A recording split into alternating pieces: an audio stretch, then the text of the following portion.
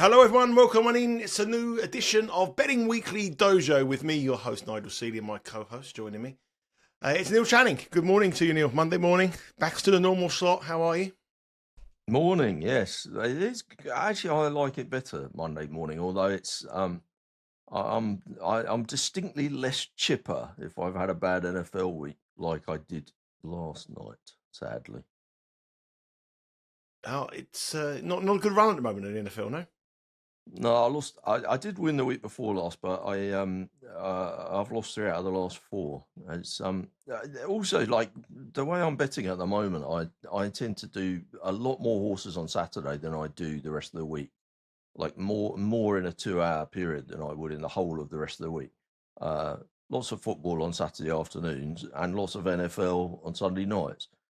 So the rest of the week, it really drags when you've had a losing weekend. It takes ages until you get the dopamine hit of a winner. I mean, if it wasn't for the dancing, I'd be really gloomy.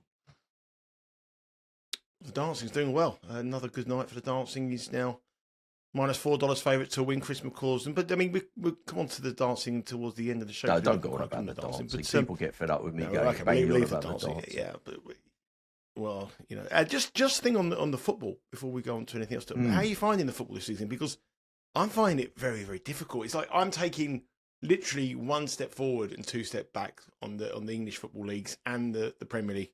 I find it really, really hard, and there's not many home favourites winning at the moment. I mean, if you look at the Premier League last week, you look at the Championship, the 2 top leagues in England, only 2 home favourites actually won. Not a minus money favourites getting beat. I don't seem to be getting a grasp on it. I mean, Birmingham in League One, they got turned over last week by one of the teams at the bottom. It seems like one of these really strange seasons at the moment. And I don't know if you're doing okay, but I'm having a bit of a tough start to the season. We'll start with 3 months in now. No, I'm having a bad run all round. Actually, it's been I've had a bad 2 months really. Not good on anything. But it's interesting about the home stuff because in NFL over the last couple of years, it used to be a tradition in NFL that you'd always give 3 points to the home team. That the home advantage was worth 3 points. So if you had 2 even teams. And whichever one was playing at home would be a 3-point favourite. And over the last couple of years, that's really seems to have gone. And partly it was over the period of COVID, because it's hard to break down exactly why people have a home team advantage. Clearly, there's an element of the fans encouraging the team. There's the familiarity. The fact that you're going into the same dressing room and you work there every day and you train there and whatever. Obviously the Premier big clubs have separate training facilities, but you know what I mean. And then of course there's pressure on the referees in NFL and in soccer. You get a situation where the crowd getting on the back of the officials can make a difference to the decision making. It might be only a very small factor, but it's happening all the time and it adds up over the year. I don't know. What do you think? What do you think the real reason for home advantage is, or do you think it's just a combination of everything? I think obviously there's certain teams that have a much bigger home advantage than other teams. If you look at rugby union, for example, home advantage is massive. There's 60,000 people. You're going to the other side of the world to play these matches. So you don't bring a huge following fan base. So the home advantage is huge in rugby union, especially in these Tri-Nations events and these sort of pre-season tournament sort of internationals. But on the Premier League in particular, and I think there's teams who set themselves up very different than they used to be. I think teams are a lot more energetic. I think they fancy themselves to hit teams on the break. I think there's a lot more goals in football nowadays. So if you sit back and park the bus that a lot of teams used to do when they used to go to the big clubs like like Arsenal and Liverpool and all these kind of places, they're going there and having a go. So I think that the way that teams are set up are slightly different from a perspective for England football team, which obviously an international football team, which I follow. I think it's a much better atmosphere abroad. When England go abroad, you take 5,000 fans, 4,000 fans. They're loud. It's loud. It's like a party atmosphere. They've been on the beer all afternoon, so they're having a right good time. When you go to Wembley, it's like it is literally a library. It's kids everywhere. They're throwing paper airplanes down. It's very hard for players to get into it. So I can understand why England get turned over at Wembley, and when they go away, they produce better performances because they feel that it's much more like a Premier League game. But I do generally feel that a lot of teams go to away matches now and set themselves up to have a go at the big sides. I think the years gone by where you sit there and you park the bus and you try to defend, there isn't many teams like that in tactics. I went to Arsenal v Southampton earlier in the season. Southampton went at Arsenal, went 1-0 up. And then obviously Arsenal had the more possession, but it forced Arsenal into playing a game because they were 1-0 behind.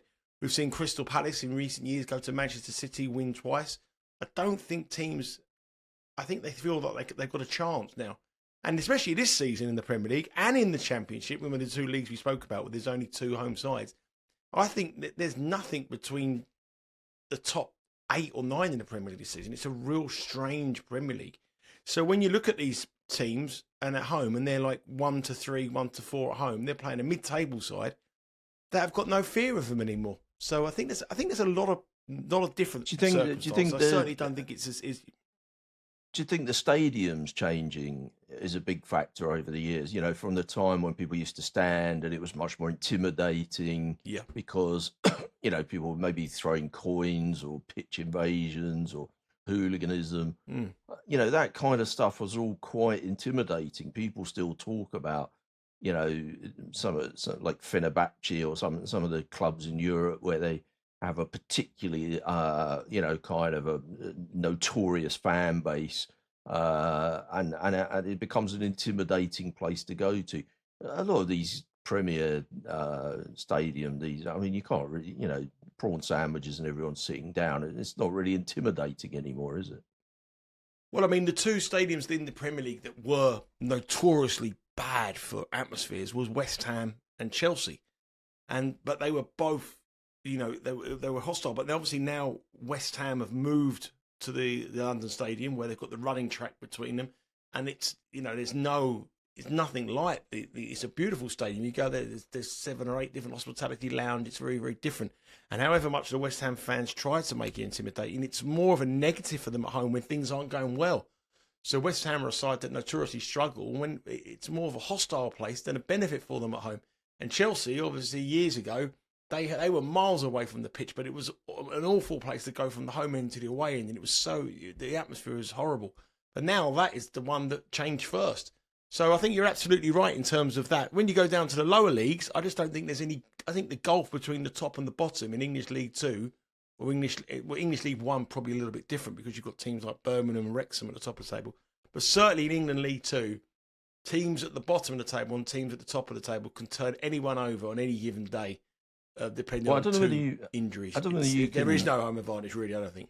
I don't know whether you cast your mind back to, there's a fella in the UK gambling environment called Tony Ansell that he's a bit of a kind of notorious fella, professional gambler who has been a kind of a tipster at different times, and he's a bit of an odd fella, but he had some interesting ideas. And about 20 years ago, he came up with an idea on the Scottish lower division football. So we're talking about professional and semi-professional matches. Now, in the UK, we would have a football coupon every Saturday in the betting shops, and people, you know, like to do 18 parlay, 16 parlay, that kind of thing, string together lots of matches on the coupon. And in order to give people the opportunity to do these multi-leg parlays, the coupon would always contain the Scottish First Division, Scottish Second Division. Well, these were relative to the Premier at the top of the coupon. These were kind of joke matches, really. The semi-professional players, very low standard, and you know, they didn't really have proper stadiums. Some of these teams, they'd play in front of less than 300 people. But in a betting terms, the turnover on some of those games would be phenomenal. And Ansell was quite early on to realise that actually at that lower level there was almost a minus home advantage. It was almost a disadvantage to be at home. And part of the reason for that was because the players were semi-professional. They trained during the week a couple of days or a couple of afternoons or whatever. They quite often, if they were playing at home, had to work on Saturday morning. You know, the players would be like a postman or the local butcher or whatever, and they worked. And sometimes they play at 3 o'clock, having been at work until lunchtime. Whereas if they were the away team, they'd get to go on a nice coach and drive across Scotland and watch a movie and maybe have a beer on the coach or something. And it was like a nice day out. They didn't have the missus nagging them. They hadn't come from home where they'd had to look after the kids in the morning. They were very relaxed when they turned up. And actually, the crowd was minimal, and it didn't really it wasn't like the referee was influenced by the few hundred people that were there. And so he was betting away sides in those lower leagues before the bookies really sort of cottoned on to the fact that there was no home advantage. And I wonder whether, when we look at the football these days at the higher level, the way that travel and the NFL, the way that travel has become, these guys are in the NFL. They're flying in private jets. They have the whole plane for all the entourage and whatever. They take 100 people to a match, and they stay in a nice hotel. Maybe fly the night before. It's quite a nice trip for them, and the logistics of it are so much easier than they used to be. I wonder whether, now I think the home advantage for a lot of NFL teams is down to kind of 1.5 points or even 1 point. It's almost got to the stage where teams don't really have a home advantage. The only home advantage in the NFL comes on a short week. If someone's played on the Sunday and then they're playing again on the Thursday, well, now the road team have to travel and they miss a day of prep. And the home team has an advantage because they have that extra day of prep for the game. They don't have to waste time travelling. Also with the London games as well, when they come over to London, the teams that come over earlier in the week have generally done better than the ones that leave it till the last minute. But I don't know. It's interesting how this stuff is changing, and of course the betting market's always adapting to these things. But I don't know. Do you feel like it's adapted enough? I think it has adapted much because the pricing mechanism is so good that a lot of these teams away from home are starting off heavy favourites as well. So it's not like, we look at home wins years ago, every single team was more or less odds against a away win. Now teams like, for example, Liverpool yesterday went to Southampton's minus 350. So you get heavy favourites. So I think the price it did used to be, didn't it? That nobody that. was ever more than $1.50 favourite on the road. In the soccer. First rule I ever said, someone said to never me, bet odds on with the away. Of football betting, never bet odds on away from home. Never ever bet an odds on away. Well, this that's the way. That's the way you go now. You don't get. But I'm looking at the records from last week. I mean, it's a very interesting point in this home advantage because we look at it. So I think League One's a little bit of an exception to the rule because the top teams in League One, Birmingham, Wrexham, Wickham, are doing exceptionally well. They're very, very strong, and the weaker teams are some way off the pace. So in League One, at the weekend, 5 home teams won, 2 draws, and 5 away teams won. So it was more or less bang average. But if you go through the Premier League, the Championship, and League Two, across 26 matches at the weekend, 3 home wins, 13 draws, and 10 away wins. That's a big move. It's a big negative. And the teams that won at home in the Premier League were Arsenal. Obviously, they beat Nottingham Forest and Luton in the Championship. And I can't remember who won in League Two, but someone won in League Two. But there was a lot. But the other thing about it is, one thing, before we leave the subject, one thing is important, especially in lower teams in the lower leagues of England never used to travel the night before or the week before. They would just go up on the coach at 4 o'clock in the morning. So when they got to the ground, they were exhausted, like you say. Especially this weekend, for example, that weather we've had here and the rain, it would have been a horrible journey for a team to go from, say, London up to the north of England or down to the south where you are, down to Plymouth way or something like that. But now those away teams travel up the day before and stay in a travel lodge or stay in a hotel. So they probably enjoy the away games a lot more. So definitely something to look for. The home favourite, the home advantage, especially in soccer, as Neil says there, is in American football as well. It's changing. It might not be an advantage as many people believe. So something to bear in mind, and that's a very good start to the dojo this week. And what we're going to talk about this week, Neil, we touched on it in the last week's show. We're going to put ourselves into the day of the life of Neil Channing. I know that scares the thought of that scares me. Like, it's not something that I want to do, but I can imagine no sleep, studying the internet 24 hours a day, making sure you've got the edge, looking for various different angles. But I want to put yourself in there. And we had a lot of comments from a friend of mine who messaged me on social media, and he asked me, he wanted to know a little bit more about you, and he comes from a different perspective, and you very kindly agreed to ask these questions. So the first thing, we all know, we've already discussed what your typical day in your life is you, but how does it work with other stuff that we have to put up with, for example? So, for example, first question is, does Neil Channing believe in private pensions? So do you think yourself, I say, I'm going to save it for a rainy day, or do you think, and I've got my pot, I'm gonna gamble that because, I don't think, or do you think, like Harry Finley has said in the past, he might not live to the ripe old age to be able to draw the pension anyway. So Harry Finley is a very famous gambler over here in the UK, has lived his life to the edge for sure. He's got a book out which you should read. It's a good read. But start off with that one, Neil. So what do you do? Do you save for a rainy day, or do you think, well, that money I'm putting away, I should be having that in the Schneider each way races at Plumpton? Well, I definitely think the whole pension industry is a complete scam. So I would never have a pension. That's like a terrible idea. But I think in my younger days, I definitely thought if I'm reliant on a pension when I get older, I'll have done it wrong. And there were times in my life where I had kind of so much money that I thought, I'm never going to run out of money, and I won't be needing a pension or anything like that. And then, of course, I made the mistake of like not buying any houses or anything. The obvious thing that people should have done, the most obvious gamble in the world. And a couple of times I found that I did run out of money, and it's been a very up and down existence. So no is the short answer. I don't have a pension, and I don't think I would ever get. Well, I'm not going to get one now. But I do have a friend who is a successful professional gambler, and about 10 years ago, I said to him, do you think you'll just carry on doing this forever? And he sort of said that he had to at that stage, that he had a plan to kind of, get to a certain level where he didn't really have to do it.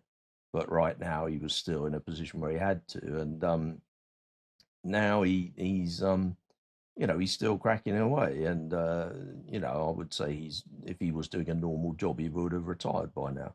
I guess as long as you still got your marbles, it's not coal mining. You can carry on staring at computer screens until you start to go cuckoo.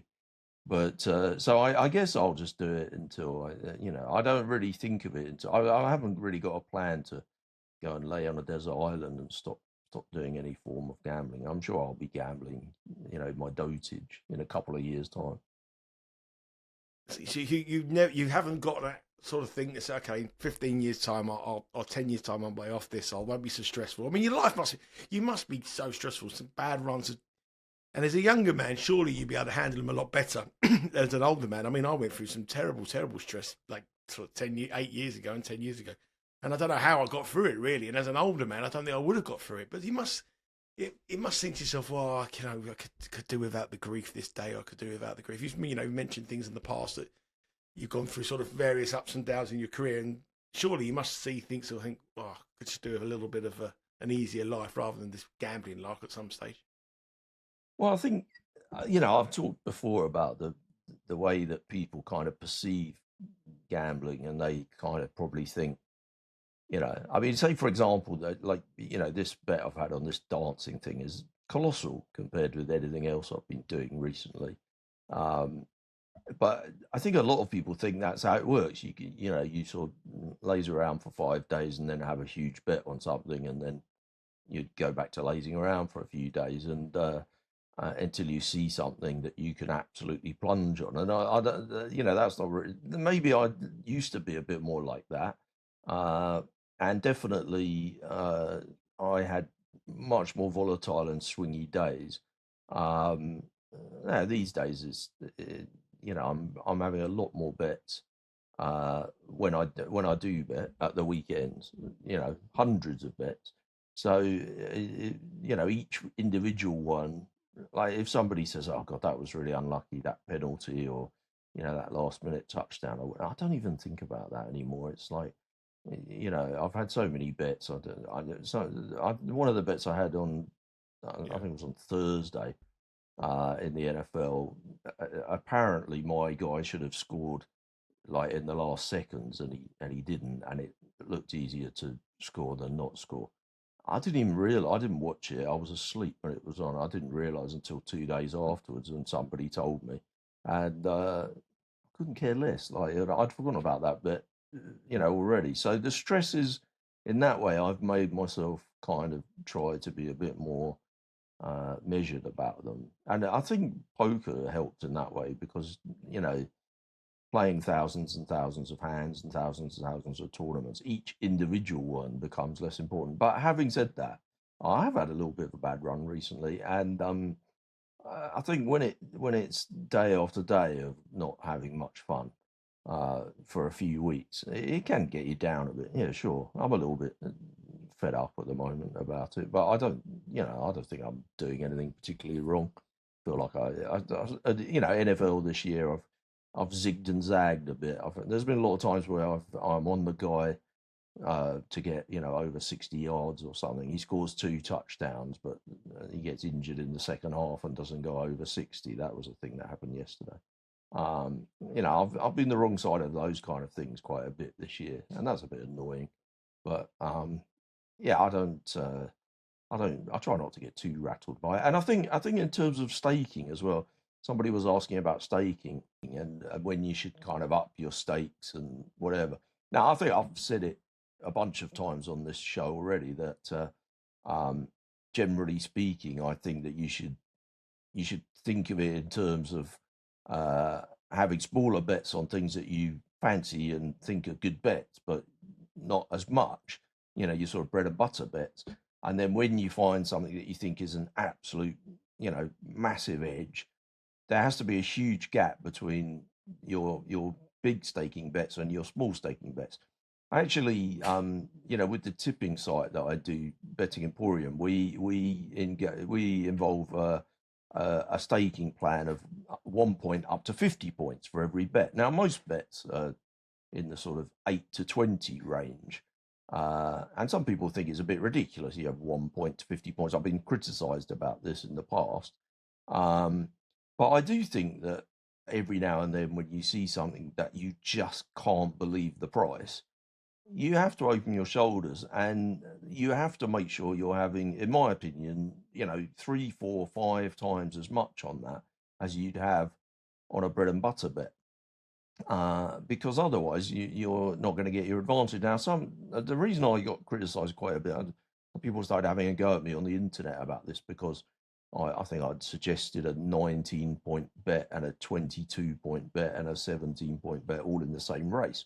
And this was a race where I felt like I had a huge edge.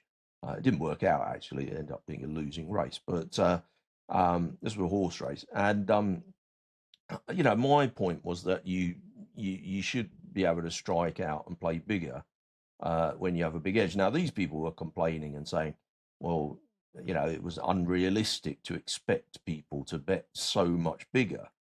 Well, the answer is not to cut down the big bets because it's hard to get down on the bigger bets.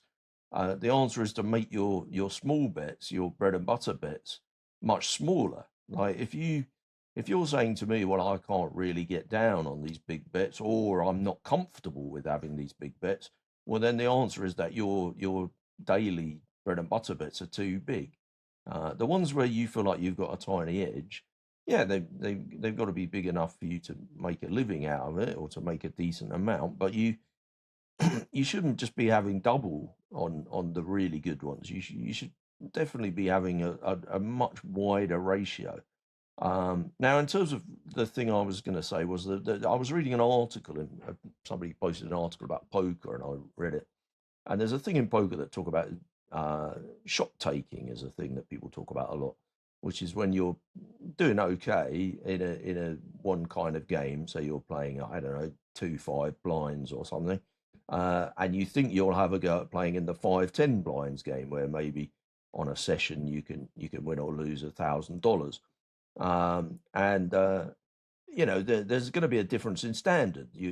Once you go from 2-5 to 5-10, you'll find that the people are a bit better at poker.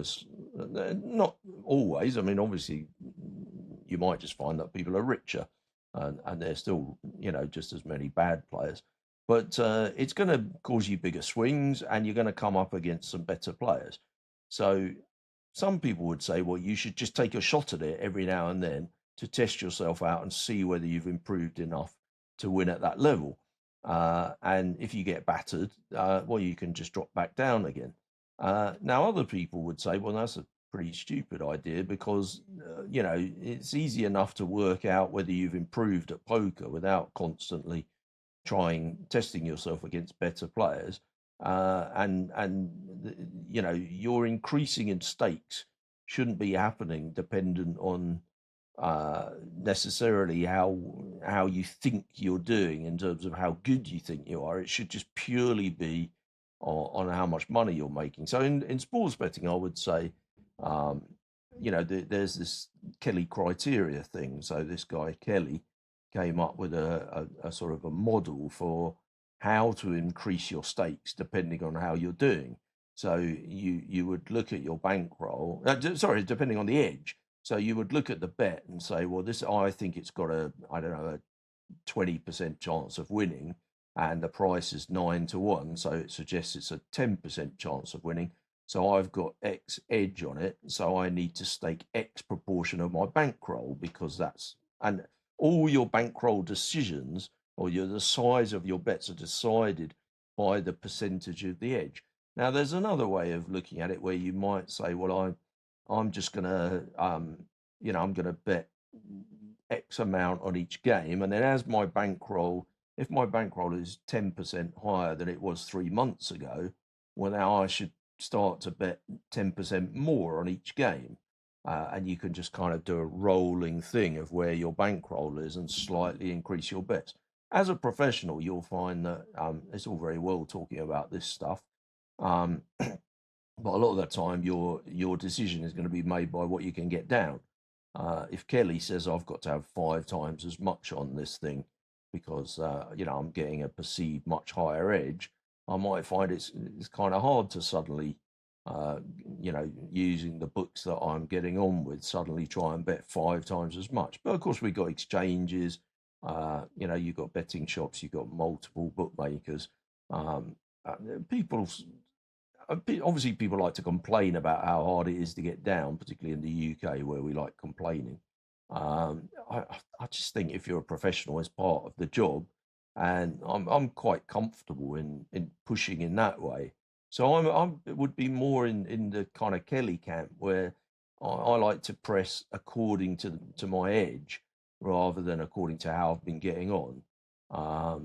Which makes life more volatile, because if you're having a losing run and suddenly something crops up where you've got to bet bigger,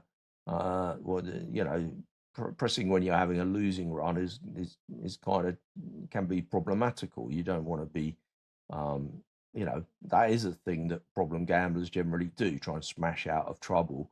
A lot of poker players, there's an old expression in poker which is, I eat like a bird and shit like an elephant. It means you win a small amount when you're in a good form, and you lose a huge amount when you're in bad form. And that's obviously a bad way to go. Just talking about ups and downs. I mean, like you said, you're having not a very good run at the moment. But when it comes to like paying yourself, it's in the question that we've been asked on this podcast before. Do you pay yourself a set salary? Do you have, how would you advise people? So for example, for me, I'm nowhere near of the levels what you would bet, Neil, but I'll have an X amount in play. So I would have an amount in a bookmaker. I'd have an amount with a friend of mine. I'd have an amount that I have an X amount in play. And every time I exceed that amount, I withdraw the amount back. And I'm really, really, really OTT on this subject. So, for example, if I'm like £55 over or £60 over, I draw it back because it's something that in my psyche, I want to know where I am.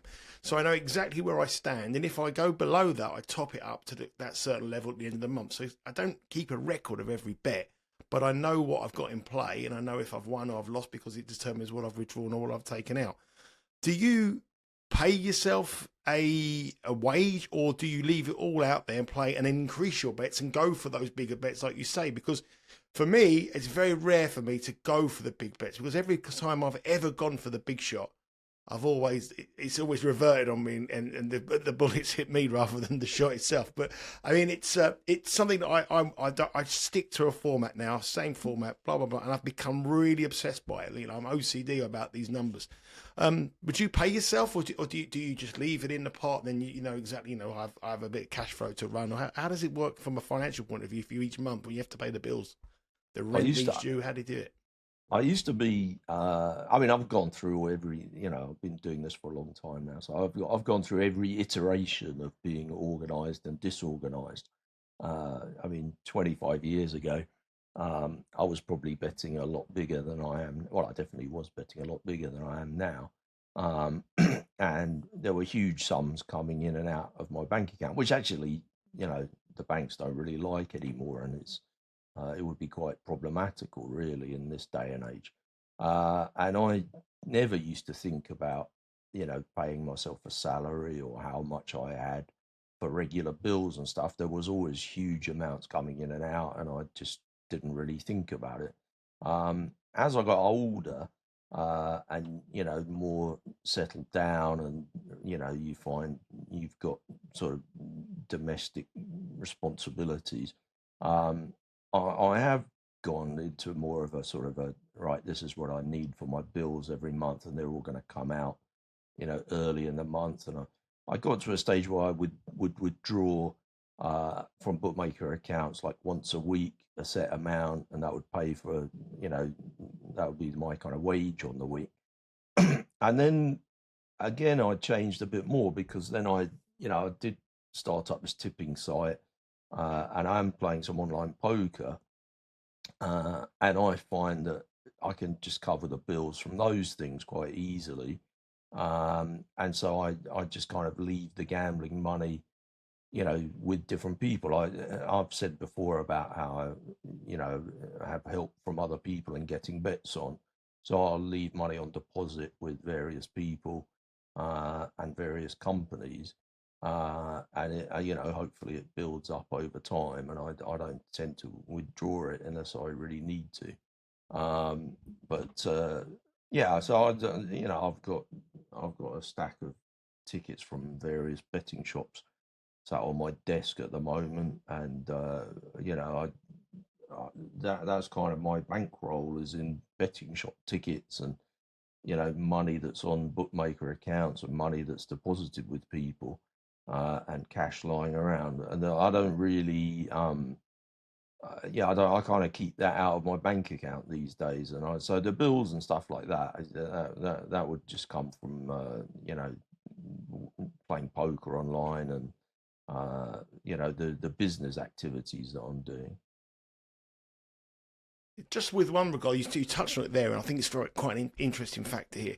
Now, I have about 3 or 4 different betting accounts. One I use purely and simply for, sorry, bank accounts. One I use purely and simply for betting. One I use for bills. One I use for various different things, and one I use for the company. So I pay things out from the company with it. And I'm forever changing money from one to the other, so I'd always pay. And I looked at my account, and my betting account, like, is turning over like literally sort of 50, 60,000 a month.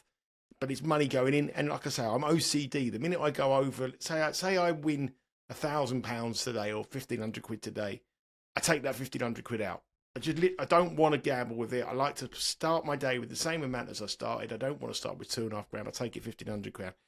And I'm forever worried now that the bank are going to look at my account and think, what's he up to? He's moving money around, and close my bank account, which would be an absolute disaster for me. And I know things like that have happened to you in the past. I mean, what's all that about?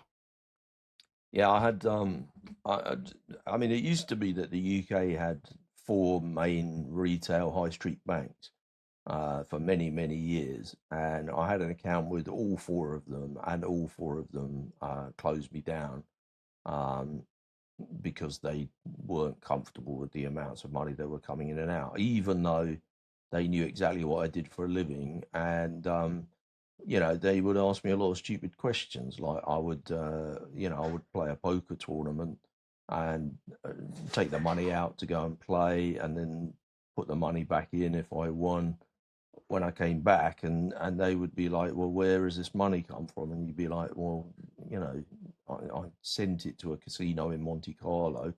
I played a bunch of tournaments, and a Monte Carlo casino sent me it back. Where do you think it's come from? Like, and obviously gambling in the UK has always been legal. Well, it's not always been legal, but it's been legal for the whole of my lifetime.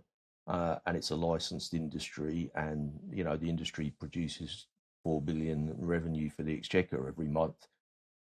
I think it's a bit of a disgrace, really, that the banking industry can take a look at gambling and be so sniffy about it, considering their behaviour in the 2008 crash and whatever. I think is a little bit hypocritical of the banking industry to be saying that gambling's something dirty or volatile, when I think that they're the biggest bunch of sharks and charlatans in the country. But putting that aside, I did get myself a new bank account with a smaller bank, maybe 10 years ago, and I sort of decided I'd have to try and change my ways a little bit. So I do tend to leave my money, with various online accounts of bookmakers and trading platforms and whatever, and I shuffle it in and out. But it means it's split into 100 different places, which I guess is good because these businesses do go kaput from time to time. And I have lost money like that before, and hopefully I wouldn't have too much in one place. But yeah, But isn't it it's made something? life a bit harder.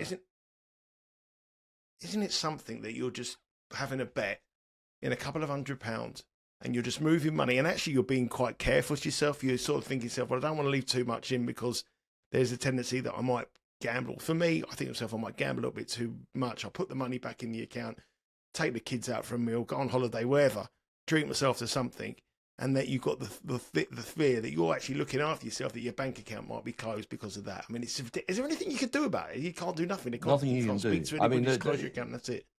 It's a bit like when a bookmaker closes your account. They with the banks, they write you a letter and just say, we're closing your account and we're not going to tell you why. I mean, in the UK, you can get a subject access request, or under GDPR rules, they have to tell you all the information they hold on you, and you can find out the reason that they shut your account. But they're just going to use oblique terms like bad credit risk or something, which they associate with gambling. But I mean, I haven't really needed any credit or anything. It's just there was hide behind money laundering rules and whatever, which again, I think is completely hypocritical when you consider some of the activities. One of the banks that shut me down, they shut me down because presumably because I had a lot of money coming in and out because of gambling. And at the same time, they were being fined for doing the banking of the Mexican drug cartel, and that was a big that was a big controversy that came out for them at the time, and they got fined an enormous amount. And I just thought, well, they're quite happy with the drug cartels banking with them, but not so happy with me having a few bets on the soccer or whatever. It's it's insane, really. I mean, it is insane, and also on the whole world,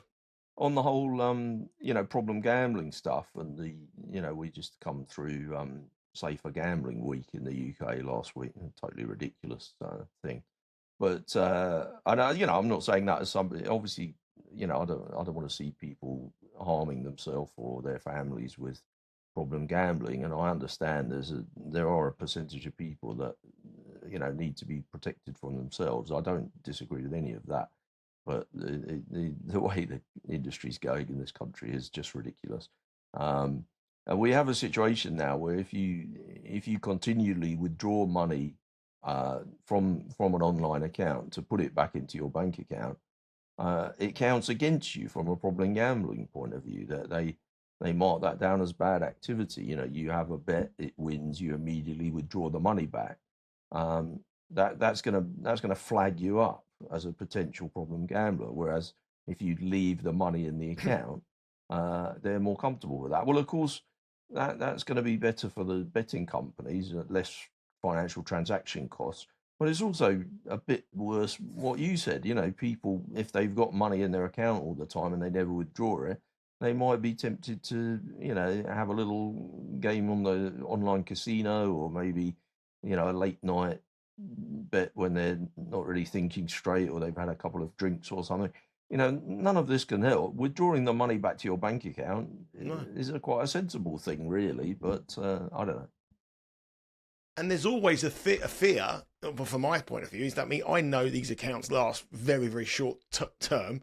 So if I have a winner and I have, say, for example, £500 of the football team and it wins, and I've got 1,500 quid in the account, then I bet a horse, it comes second. I know that I'm going to have too much money in the account for the amount of bet size that they're going to eventually let me accept. So I know within a week or 2 weeks, my account will be restricted. I won't be able to get the £300 on. I'll be able to get £23.50. In my point of view, there's no point of having 2,000 quid in the account or whatever. I only need a couple of £100 in the account. I'd rather take the £2,000 out and treat the family or go out for a nice meal on them rather than leave the money in the account. Well, that's the way my brain works, and obviously that's not helping me the way I'm doing these things. When we started doing the dojo, I had a new account with a company that I didn't really think they were going to give me much action, but I turned out they did for a little while. Didn't really win too much, but I probably had some bets that they weren't very happy with after they looked at them. You know, I beat the prices a bit on the horses. So the next time I go to have a horse bet, suddenly I can have like £1 or whatever. So I thought, well, I'll have a couple of soccer bets, and I had a couple of soccer bets, and that was fine. They let me have wherever I want, and I had a winner and a loser or something. Then I thought, well, I'll have a couple of NFL bets. Started having some NFL bets. The next thing, I can just have a tenner on the NFL, £10 maximum or £15 maximum. Now I've got a bit of money in there, and I thought, well, I could just withdraw it. But I saw they had a couple of prices up on the US election that were a little bit out of line. So I just whacked the whole lot on the US election. Anyway, as luck would have it, it didn't really work out on those two particular bets. They were losers. But I got an email from them to say that they'd noticed that I'd been betting considerably higher than my average stake on the US election. Yeah, I get that one. But the reason I'd bet considerably higher than my average stake was because my average stake was £10, £15 on the NFL, because that was all I was allowed to do. They've restricted. And it wasn't because I was probably. I think I got one from this. I bet it's the same company. I got one from the same company. They asked me the other day. I said, well, the thing is, you restricted me, and I bet the same football team, but I bet it 6 different places. If you want the whole lot, you can have it. Oh, so this isn't your full bet? No, but if you want it, you can have it, but you're restricting me. Oh, sorry, sir. I think we're the same place. I opened an account the other week with the company. 3 bets, 3 football teams, £500 on all 3 football teams. Every single one of them lost, and I got the account closed the next day. All 3 lost. Three. I laid £500 out, £1,500 in total, so almost $1,800. All 3 got beat, and my account was closed the next day. Finally, before we wrap up the dojo, Neil, we just wanted to send out. We're talking about your ups and downs in gambling, and any book you read about successful gambling, they always refer to the tolerance of the wife or the girlfriend who stands by you through thick and thin. Obviously, you're in a relationship, and you gamble for a living. How do you make her happy when you're sitting on the computer all day long? I have to take my down to the handbag. She likes a ham. I know, but it's just like it's just a question that if you read the Harry Finley book, he says that his wife let him get away with it. She tells some brilliant stories about him and his wife. I just wondered, when you met her, she knew she was a gambler. He was involved in gambling. He spent a lot of time on your computer. sometimes when you don't do so well, like you said, have a bad week at the moment, you're not in your usual high spirits. Just something how that sort of relationships work in the world of gambling, which is so volatile up and down in mood swings. It's not like you're coming in at 5 o'clock and having your dinner and going to bed and watching EastEnders. It's a very, very different lifestyle. Well, I met my partner through poker. She was working in the poker media. So if I'm involved in poker, and maybe I'm sitting there playing poker, I don't know, a couple of times this week I've been going along quite well in a tournament, and then I've had kings, and I've managed to get all the money in, and the other person's had aces. So this is a fairly standard situation that happens quite often if you play tournament poker. But it's pretty annoying, if you've got kings as the second best hand you can have, and you get it about 1 in every 500 hands, you're quite excited, and then it turns out the other person's got the best hand you can possibly have with aces, and you're a 20% chance to win that pot, and I didn't win either of them. So if in that situation, it's very frustrating. It's quite hard to sit there and not say anything, and I might turn around and say, oh, for God's sake, I've just had kings against aces again. And I think both times this week I did say that to her, and she would understand what that means, and how relatively rare that is, and how annoying it is when it happens. In terms of a Hail Mary pass leading to a touchdown, or a guy I don't even know what that means. Exactly, or a guy being over his yardage, over he's gone over half of his yardage in the first half, and you're on the over, and then he gets substitute. He comes off injured in the second half before he's had a chance to go over. I don't think she really understands how likely that is to happen, so I don't really tend to tell her about that stuff. I think she would find that quite boring and not really want to know. Although recently, actually, I must admit, I have been having a slightly annoying run. I've probably spent more time telling her about it, and she's quite good at nodding and looking like she's following it all, and whatever, but it doesn't really make much difference. They can tell. They know by your body language. I know straight away from your body language, and I don't live with you when you've had a bad day and a good day. You can tell. You can go back through the backlog catalogue of these shows, and you can tell in the first 2 minutes whether Channing's had a good week or a bad week. So you can tell straight away. I'm sure that your missus will know without your body language. I would say whether I'm winning or losing, we eat well every week. I don't, in terms of day-to-day spending, I don't try to, I've had some terrible years in the last 20 years, and I've had some outstanding years, and I would like to think we've always eaten just as good, whatever happened. Yeah, that's the main thing. Well, you live on the farm, that helps, doesn't it? At the moment. Yeah, you'd be all right. You'd be all right for food there. Neil, what have we got to do? Where have they, if you've liked this podcast, if you like this show, you like these questions, you've got any questions, give them to Neil. What have they got to do if they want to follow us here? Well, first of all, if they like it, luckily YouTube have provided a brilliant way of expressing the fact that you like it by ticking the thumbs up like button. It's not really that difficult, is it? I don't really understand how only about 10% of people that watch the videos ever get round to pressing the button. It feels like it can't be that difficult. Just give us a like, please, guys. I mean, it does help with the algorithm. It means that other people will get to see see what we're talking about, and that might help. Also, you can hit the subscribe button, which means that you'll get to hear about whenever new shows are coming up. We don't like to call it subscribe though, because that has implications that you have to give us money, and we don't need your money. We just want you to join us every week. So do join us on the Dojo by pressing the subscribe button. Yeah, press that subscribe button. Lots of content coming your way this week. The Champions League is back. Betting Weekly live every day, 11 o'clock Eastern, 4 o'clock UK. One of the handicapping team will be on, going through all the best bets, all the market movers on the action for that particular day. A Premier League show is also back on Thursday alongside the European show, where James Easton hit another clean sweep. I think that's his 5th clean sweep of the season so far. Cleaning up, isn't he? Actually, I noticed that. Always winning. He's absolute, very, very. Every week he's on fire. Absolutely on fire. Also subscribe to our newsletter. He hasn't joined us. Studios.com. Sorry, go on. I cut Go on, across go you. on. Sorry, Nigel. He hasn't. Oh no, It's he the hasn't lag. It's joined the us lag, on Neil. Blue So Sky. no problem. We got a slight lag this week, I'm afraid. Yeah. So I noticed Yeah. people in the chat box sometimes moaning that I cut over Nigel. We do have a lag. It's quite hard to judge sometimes when to speak. But anyway, I noticed James Eastham. I'm looking out for him on Blue Sky.